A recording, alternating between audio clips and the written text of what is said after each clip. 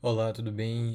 Bem-vindos a mais um vídeo aqui do canal. E hoje a gente vai fazer um breve estudo sobre o sistema urinário e o sistema linfático, né? A gente vai abordar aqui anatomia, histologia e um pouco sobre a fisiopatologia relacionada a esses dois sistemas em conjunto, que seria o edema em especial, né? Bom, para começar, vamos falar um pouco sobre a anatomia do sistema urinário. A gente pode começar falando um pouco sobre a localização e também sobre aspectos gerais, né, dos rins, ureteres e bexigas, tá? Bom, os rins eles são órgãos duplos que se localizam ali retroperitoneais, ou seja, atrás do peritônio, e também se localizam na região abdominal posterior. Eles também possuem um ponto de referência que é um dedo geralmente acima da crista ilíaca, né, ao nível da crista ilíaca. E outra situação é que eles também se encontram ao nível da décima segunda costela, né, do tórax, a última costela flutuante e a primeira vértebra lombar, né, L1. Bom, os rins, eles também são envoltos por uma cápsula fibrosa, que é essa aqui que a gente consegue ver.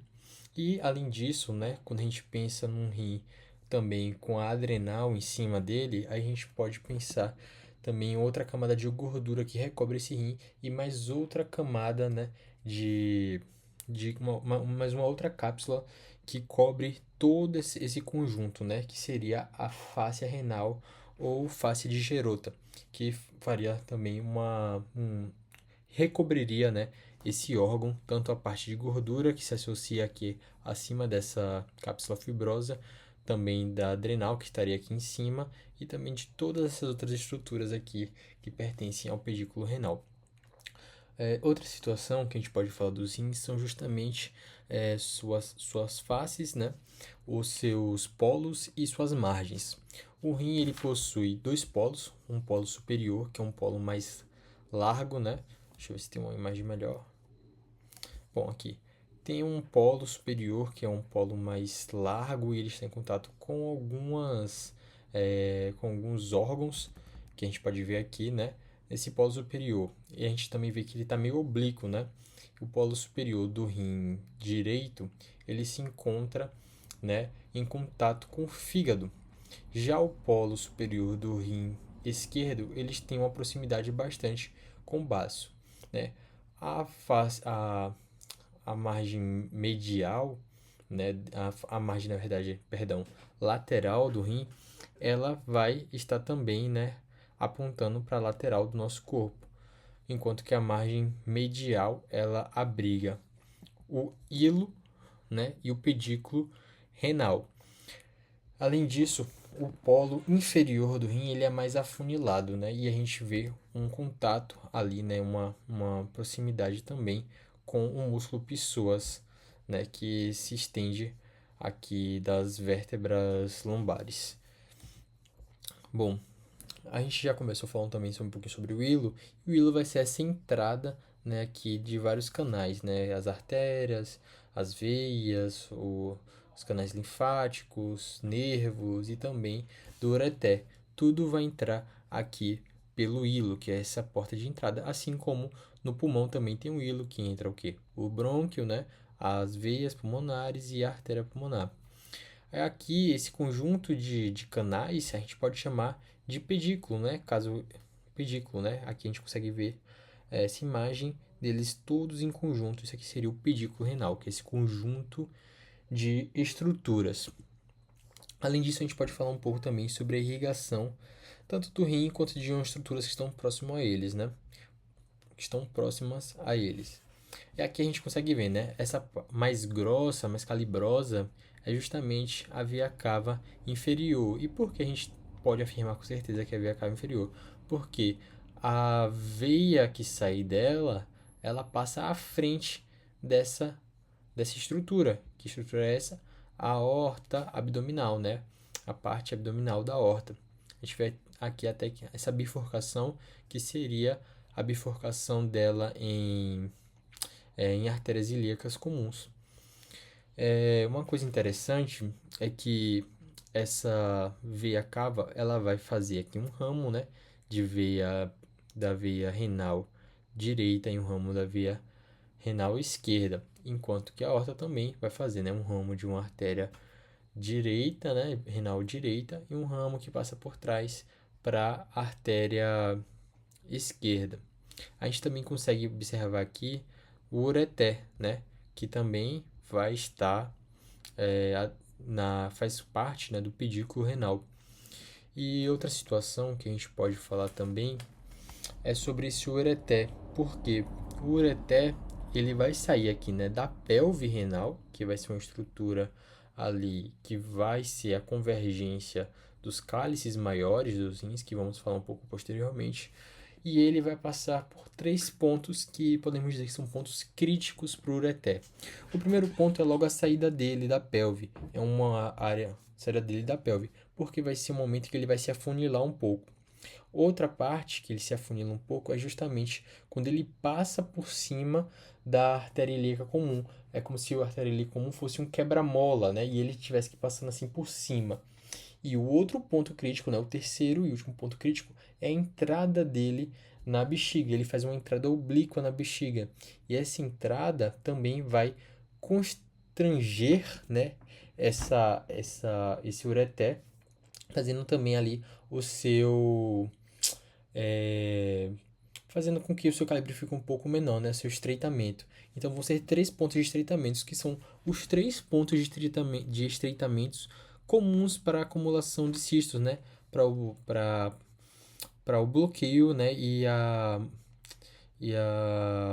barragem de cistos. São locais onde a gente pode encontrar ali, geralmente, os cistos represados. Bom, sobre a irrigação, né, a gente pode passar aqui para a gente falar da parte externa, né, da parte interna, da macroestrutura interna. Quando a gente faz um corte aqui coronal no rim, a gente consegue observar essa estrutura aqui interna. Essa parte mais marrom, mais externa, a gente denomina de córtex, né, que vem do significado de casca. Já essa parte mais marronzinha aqui, a gente consegue chamar ela de medula e a gente consegue observar, na verdade, aqui estruturas, né, triangulares, piramidais, cônicas, alguns autores chamam. E essas estruturas, né, são chamadas de quê? De pirâmides medulares. E as pirâmides medulares, né, como uma pirâmide, a gente pode ter uma base, né, que é essa partezinha aqui, que é mais larga, e ela está em contato com o arco cortical. E a gente também tem a ponta, que é denominada, que converge com a papila. E essa papila, por sua vez, converge aos cálices menores, que por sua vez vai aos cálices maiores, e por sua vez vai dar aqui na pelve, né? O conjunto de cálices maiores forma a pelve.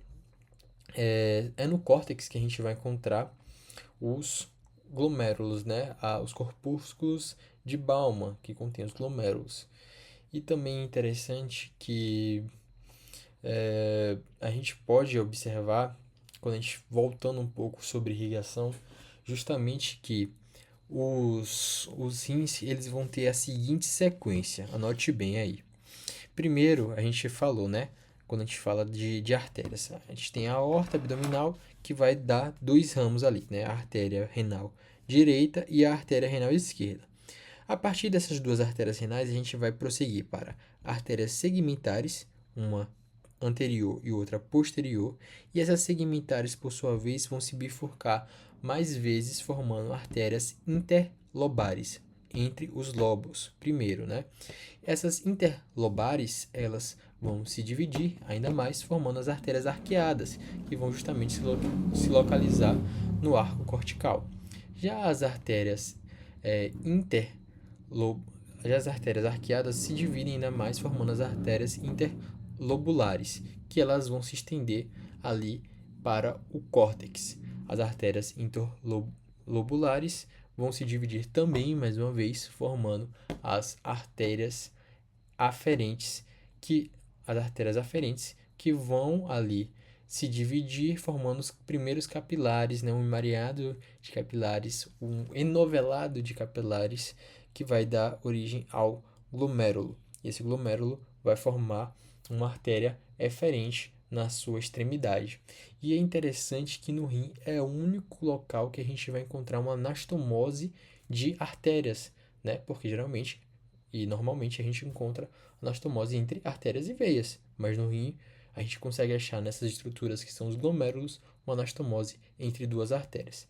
E é a partir da artéria eferente que aí vão chegar e se formar outros capilares, formando ali a anastomose entre a artéria eferente e uma vênula. E aí segue-se, né, a vênula para se formar uma vênula interlobular, depois uma vênula arqueada, uma vênula interlobar, depois uma veia, na verdade, perdão, vênula até o momento em que ela se transforma em veia, né, arqueada, e depois a veia interlobar se forma a veia interlobar. E a veia interlobar vira a veia renal, né, seja ela esquerda ou direita, que vai drenar para a cava inferior. Então, essa seria a sequência de irrigação desse plexo, né, tanto arterial quanto venoso. E aqui a gente tem, né, o ureter. O ureter, como a gente falou, ele vai ter 3 pontos críticos e ele vai ser um túbulo muscular. Esse túbulo ele vai desembocar obliquamente na bexiga, né, de forma com que essa desembocadura oblíqua ela permite com que o o líquido, né, que vai se acumulando na bexiga, a urina, ela não volte, né, não aconteça um refluxo para o ureter, né, e consequentemente para os rins. Então é como se fosse uma válvula que impede. Em casos que esse ureter ele vem de forma reta ou de forma normal, pode acontecer o refluxo. Isso é um caso bastante complicado. O refluxo dessa urina. Então é muito importante que ele entre de forma oblíqua, impedindo com que o líquido ele volte para o ureter. A gente consegue ver, né, essa estrutura, né, da entrada dos uretréis e também aqui da saída para a uretra. Então isso aqui é chamado de trígono, né, da bexiga que vai para a uretra. A uretra, né, a gente vai ter tanto a uretra masculina quanto a feminina e a diferença geralmente, né, geralmente não, né, anatomicamente é justamente a o tamanho, né, e também algumas estruturas que estão anexas a esse caminho. Porque no homem a gente tem a próstata, né? Na mulher a gente não tem. E a gente tem que na mulher esse comprimento é bem menor, cerca de 5 centímetros, enquanto no homem chega ali aos seus 15, 20 centímetros, que justamente permite com que o homem tenha uma,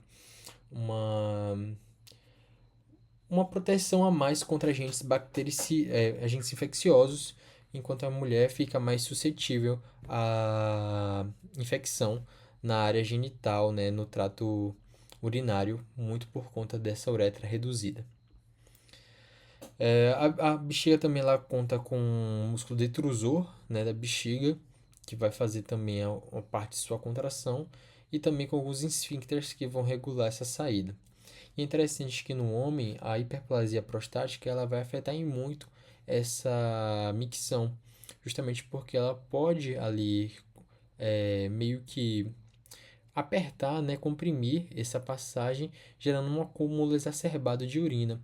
E vai ser aquela vontade de querer fazer xixi, porém sem conseguir.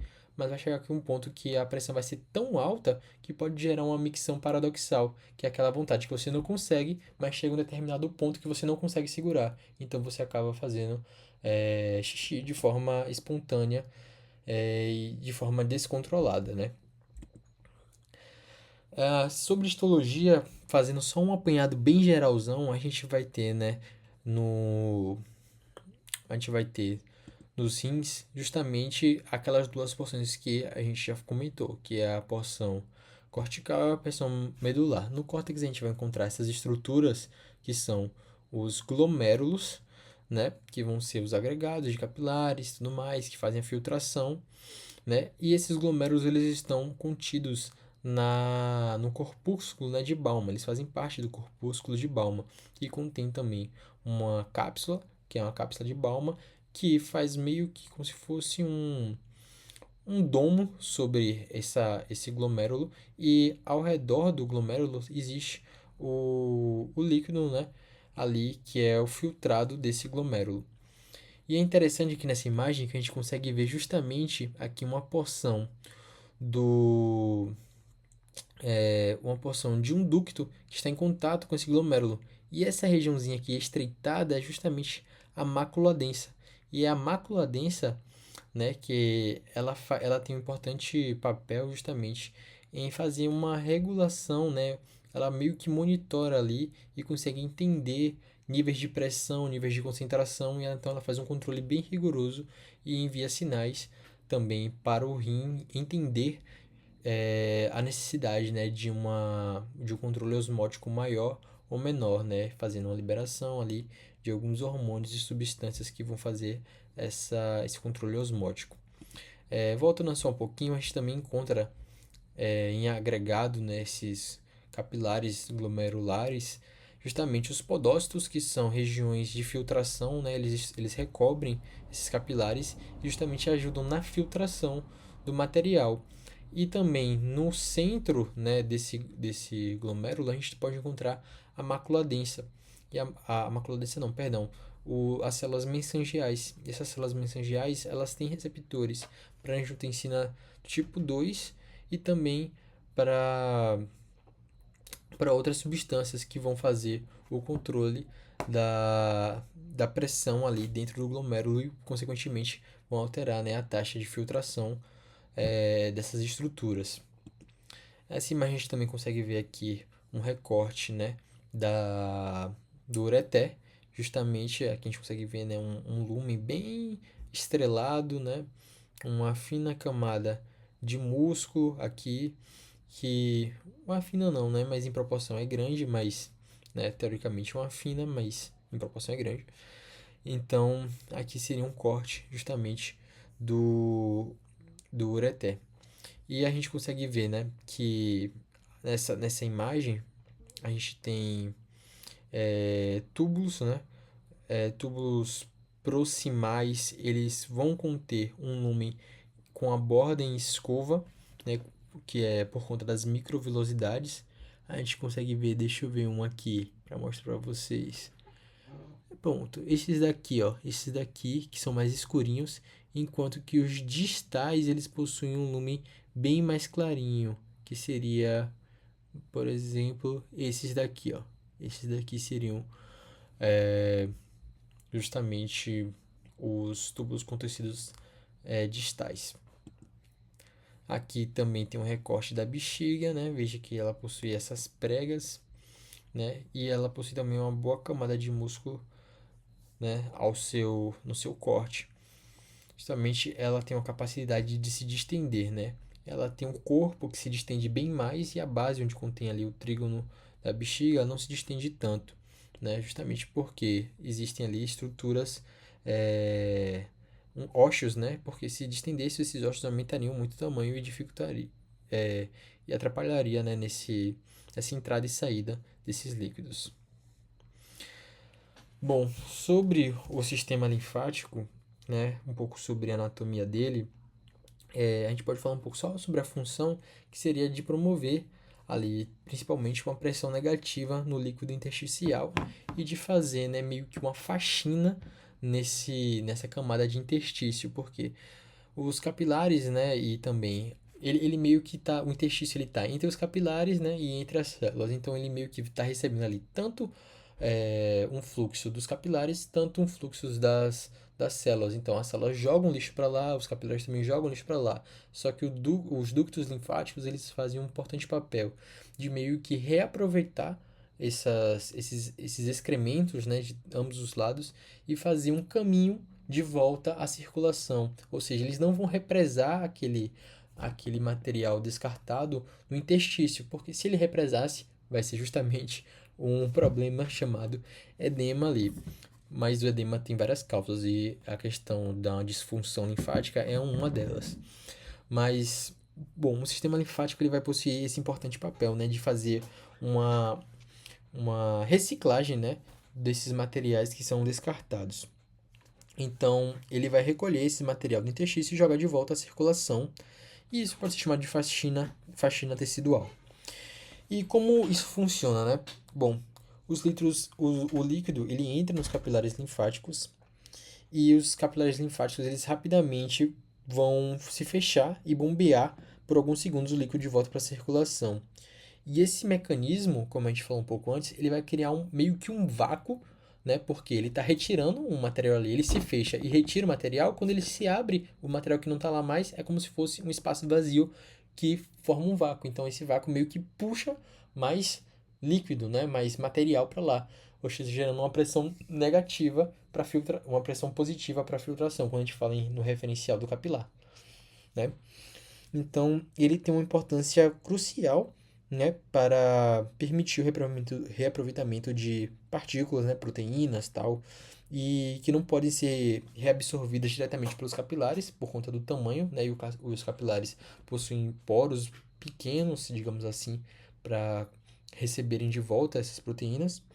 E sem essa função, eu lembro que o Guyton até diz que a gente poderia morrer em cerca de 24 horas, porque justamente muito material se acumularia nesse espaço, né? Então, sobre a anatomia, a gente tem que quase todos os tecidos do nosso corpo, eles possuem é, canais linfáticos, exceto, né, excetua-se partes do cérebro e também da parte mais superficial da pele. Porém, mesmo essas partes, elas ainda possuem canais que drenam esses materiais excretados pelas células, que são canais ali que podem ser determinados de pré-linfáticos, né? Porém, que não pertencem ao sistema linfático em si.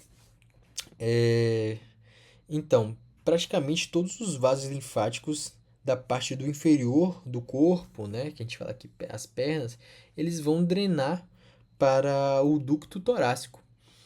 E ducto torácico, né? Enquanto que uma pequena parte do lado direito do pescoço, né? Do lado direito do pescoço e também da parte direita da cabeça e também parte do braço, drenam para o ducto linfático direito, que é muito menor que o ducto torácico. Então, o ducto torácico meio que pega a maior parte do corpo, né? E enquanto que o ducto torácico direito, ele pega uma pequena parte, mas também é importante. Uma coisa a se ressaltar sobre o sistema linfático, né, uma curiosidade, é que justamente a retirada de algum de algumas porções, né, do nosso corpo, como numa mastectomia, né, que é a retirada das mamas, pode ocorrer a retirada de muitos vasos linfáticos. E isso meio que gera um problema, porque justamente, como a gente já falou, os vasos linfáticos têm essa capacidade de, de reciclar, né, e também de transportar o material do intestino de volta para a circulação. Quando isso não ocorre, quando retira-se, né, algumas partes do corpo, e esses vasos também, por consequência, são retirados, ocorre ali, né, um déficit dessa drenagem naquela região, né? Por exemplo, em indivíduos que eles são submetidos a cirurgias, né, em questão, por exemplo, de câncer, como a gente falou da mastectomia, os vasos linfáticos eles são perdidos e isso prejudica a drenagem de linfa na mama e também na região do braço, né? E isso gera um edema desses tecidos, mas que durante o tempo eles podem voltar, né, se reconstruir esses vasos linfáticos e a questão do edema ele fica meio que temporária ali na região. Bom, sobre a anatomia mesmo do sistema linfático, a gente vai ter a linfa, que é o que circula, a gente tem os canais e ductos linfáticos, e a gente também vai ter os linfonodos, né, que vão fazer essa questão também de imunoproteção, porque meio que é como se fosse um filtro ali que vai conter alguns mastócitos, algumas células de defesa que vão fazer meio que uma barreira para a linfa que passa primeiro ali antes de voltar à circulação. E é muito importante, né? É, Bom, aqui é um desenho bastante interessante da circulação, né? Que sai das arteríolas e também chega às vênulas, né? E entre esses dois tubos, digamos assim, contém uma rede de capilares. E essa rede de capilares é muito importante para o controle osmótico, porque justamente a gente vai ter aqui estruturas de musculares, né? A arteríola ela é muito muscular, então o controle de pressão nela vai ser muito eficiente, mas a gente tem que na saída, né, para os capilares, nas meta-arteríolas para os capilares, a gente vai ter esses músculos, né, que vão ser como esfíncteres que vão regular ali a perfusão de sangue para essas estruturas, né, em condições normais.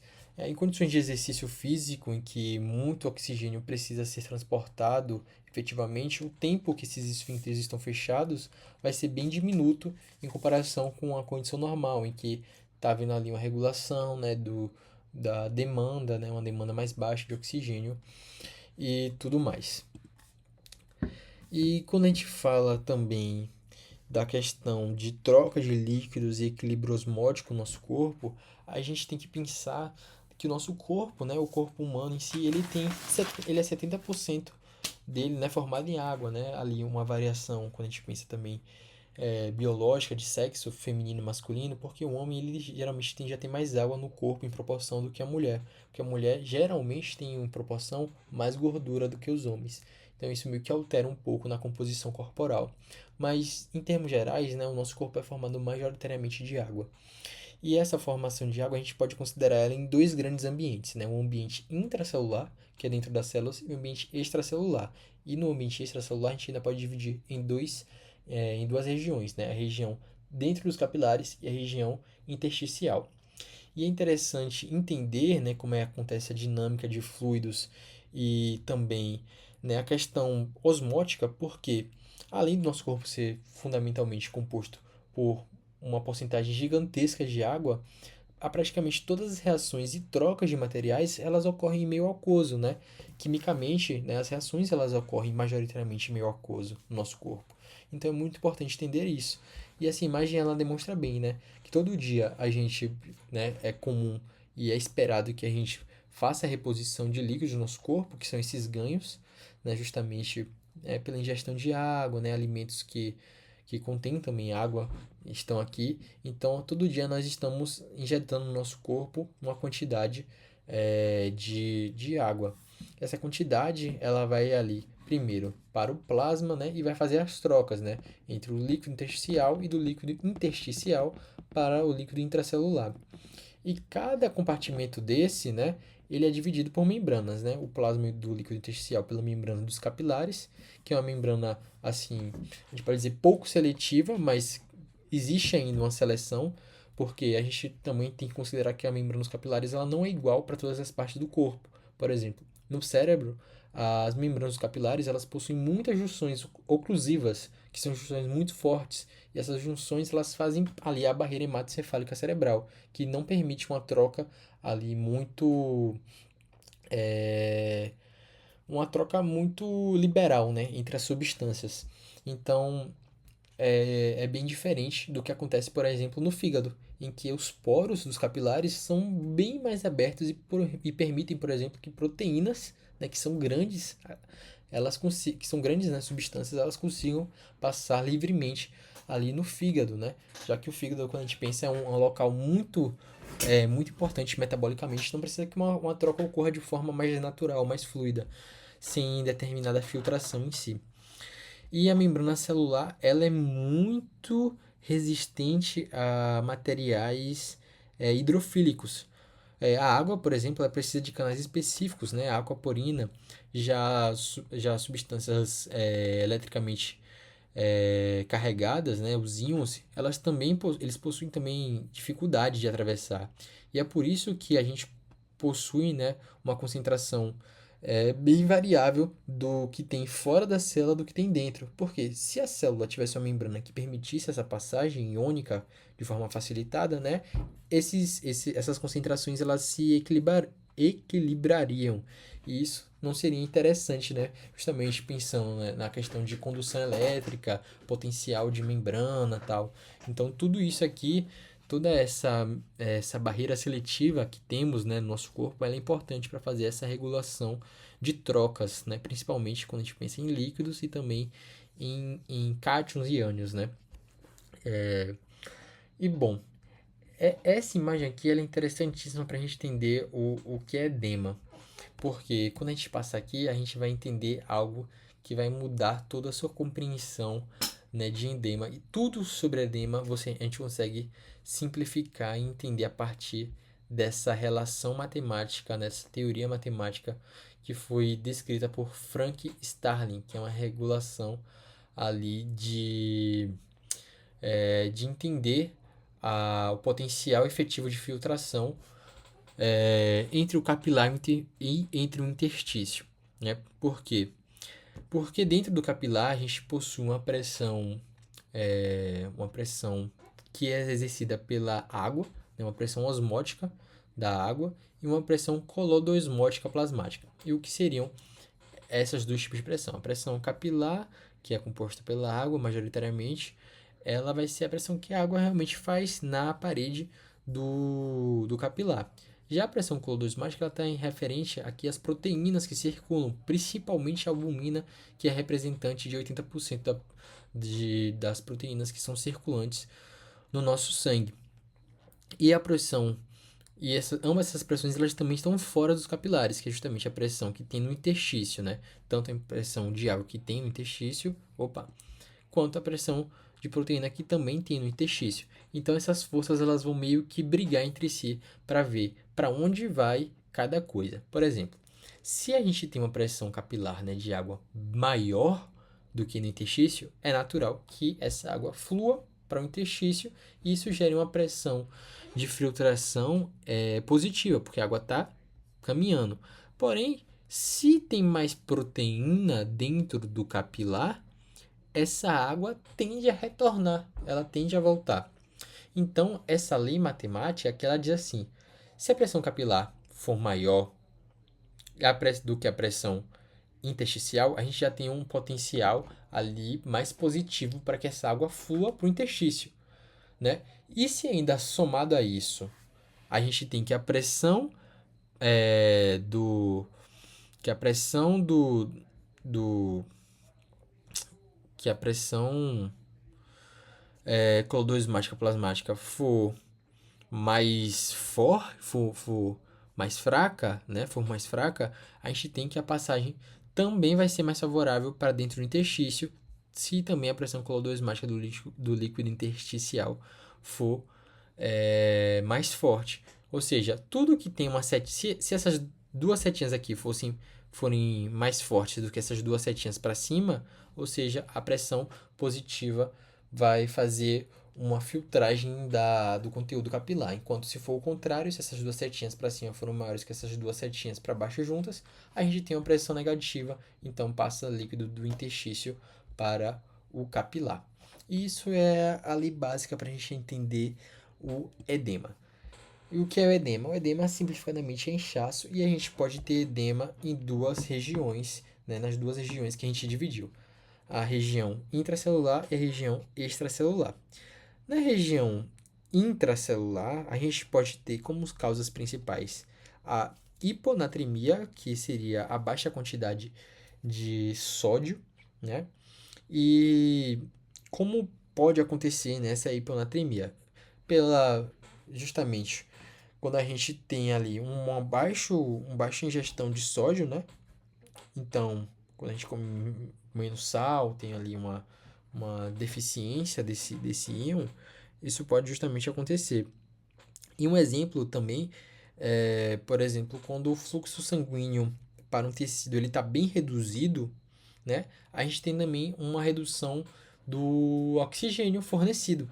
E quando a gente também tem a redução do oxigênio fornecido e de alguns nutrientes, a gente faz com que essa célula ela tenha uma baixa operacional, ou seja, ela para de funcionar adequadamente. Quando ela para de funcionar adequadamente, né, os íons sódio que estão sendo ativamente transportados pelas bandas de sódio e potássio, eles podem meio que entrar em greve, né? Então, o sódio que estava entrando, ele meio que entra, mas ele não consegue voltar, ele não consegue sair, por conta das bombas de sódio e potássio estarem inativadas pela baixa quantidade de ATP produzida. E quando a gente pensa nisso, a gente pensa que o sódio vai estar muito retido ali, ele não consegue sair. Quando ele está muito retido ali, o que está acontecendo? Está tendo uma alta concentração de sódio dentro da célula. E quando está tendo uma alta concentração de sódio dentro da célula, o líquido ele tende a passar justamente para dentro da célula. Então isso gera uma turgência celular, né? Um aumento celular. Isso seria uma das principais causas da do edema intracelular. A gente também tem a questão de inflamações, que elas têm um potencial de permitir uma maior entrada de íons na membrana celular, aumentando a permeabilidade, né? Então, os íons podem passar mais facilmente.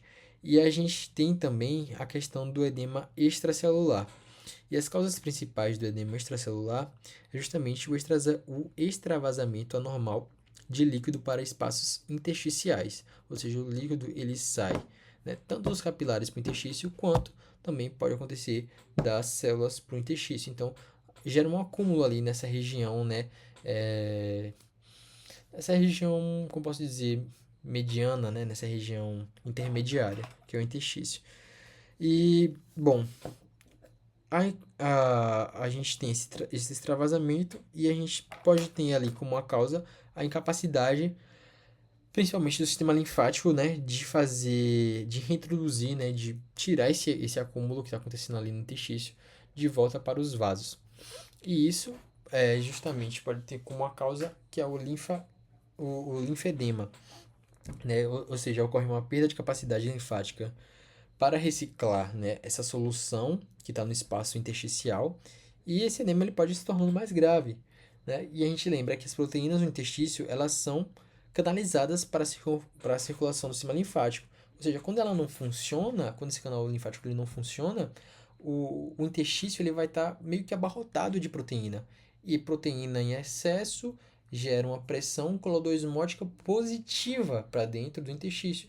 Quando gera uma pressão colodosmótica positiva para o interstício, o que a gente está fazendo? Está tirando água do capilar e está jogando para o interstício. Quando a gente está tirando água do interstício, a gente gera o quê? Inchaço do interstício. Quando a gente gera inchaço do interstício, a gente tem o quê?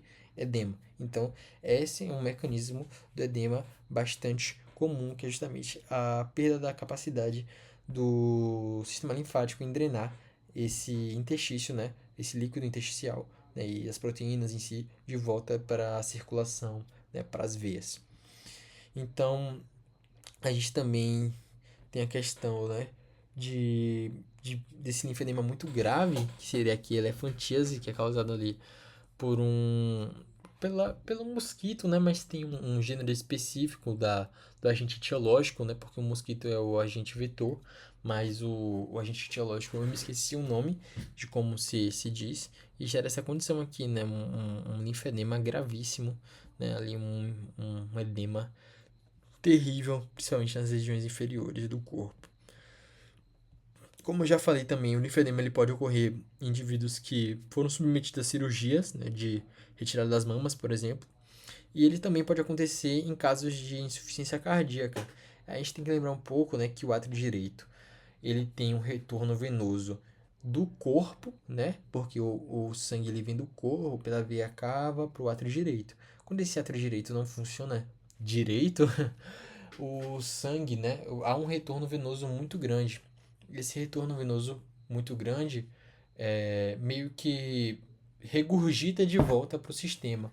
Então, meio que a pressão ali venosa, ela aumenta muito, né? Então, essa pressão mais alta nas veias gera a volta de líquido para o interstício, justamente para tentar amenizar essa pressão muito alta, né? Ou seja, é como se estivesse travando ali esse sangue de circular completamente. Já no átrio esquerdo, né, ele recebe a drenagem do pulmão, né, pelas veias pulmonares. Então, quando o átrio esquerdo não funciona, perdão, quando o átrio esquerdo não funciona, vai gerar ali uma barragem para que o sangue ele possa circular livremente, né, de forma eficiente e adequada do pulmão, né, para o corpo. Então, quando há esse meio que bloqueio, o sangue ele vai gerar uma pressão alta nos pulmões e esse pulmão vai meio que extravasar o líquido para seu interstício, que é o edema agudo de pulmão, principalmente.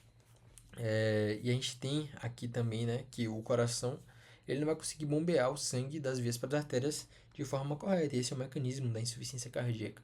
Então, gera um aumento da pressão venosa e capilar, causa aumento da filtração capilar. A pressão arterial ela vai tender a cair, o que causa a dificuldade do rim em excretar sais e águas. E águas, né? E água. E isso agrava ainda mais o edema. E o fluxo sanguíneo no rim diminui, e isso estimula a secreção de renina, causando a formação de angiotensina 2 e aldosterona, que causa mais retenção de sal e água nos rins. Bom, esse sinal aqui do toque é chamado de sinal de Geraud, Geraud, e é justamente essa compressão digital que a gente faz na parte inchada, né? E quando gera uma depressão, e essa depressão, quando não volta, é justamente a, um dos sinais clássicos de edema na parte do corpo. Então, basicamente é isso, pessoal. Foi uma aula que foi um pouco grande, mas acredito que deu para falar um pouco bem sobre as questões do sistema urinário, sistema linfático e também sobre edema. Tamo junto.